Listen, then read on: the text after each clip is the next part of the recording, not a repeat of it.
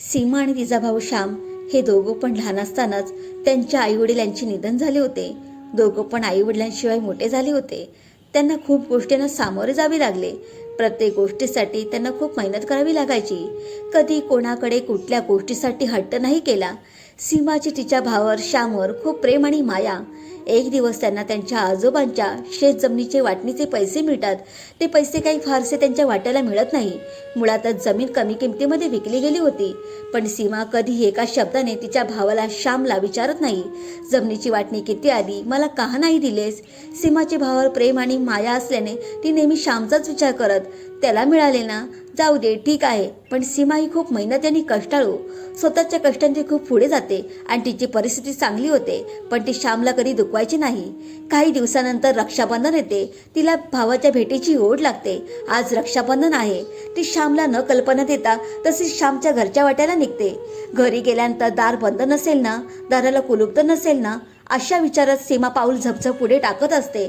तेवढ्यात रस्त्याच्या समोरून एक ट्रक येतो आणि सीमाला उडून जातो. सीमा जागच्या जागी ठार होते. त्यावेळी रस्त्यावर गर्दी जमते. त्या गर्दीतून एक माणूस जरा पुढे येतो. कोण आहे हे बघायला. तो माणूस सीमाला बघून ढसाढसा रडतो. तो माणूस म्हणजे श्याम, सीमाचा भाऊ. त्यावेळी तिच्या हातात एक लिफाफा असतो. सीमाने तो लिफाफा घट्ट धरून प्राण सोडले होते.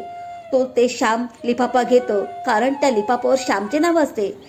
त्यात असे लिहिले होते, सीमाने, माझ्या लाडक्या भावा श्याम, तुझे लग्न झाल्यापासून तुझी माझी भेट नाही झाली. आज मी ठरवले की तुला भेटायचे. आई वडील गेल्यानंतर माझे कोणी हक्काचे असेल तर ते तू, माझ्या लाडक्या भावा. आपल्याला फोनवरून मन मोकळं करून गप्पा करता येत नाही, तसं तुला वेळही नसतो. आणि तुझेही बरोबर आहे, काम महत्त्वाचे. फोनवरून बोलण्यापेक्षा समोरासमोर मन मोकळं करणं हे वेगळंच. आज तू मला नाही भेटलास तर हे लिफाफा, त्यामधले शब्द तुझ्यापर्यंत नक्की पोचतील. मी समोर नसले तरी माझ्या मनातील भावना तुझ्यापर्यंत पोचतील. आणि हो, तुझ्या ताईची राखी न विसरता आठवणीने बांधून घे. माझी प्रेम आणि माया आहे. आपण पुन्हा कधीतरी नक्की भेटू. तुझी लाडकी ताई.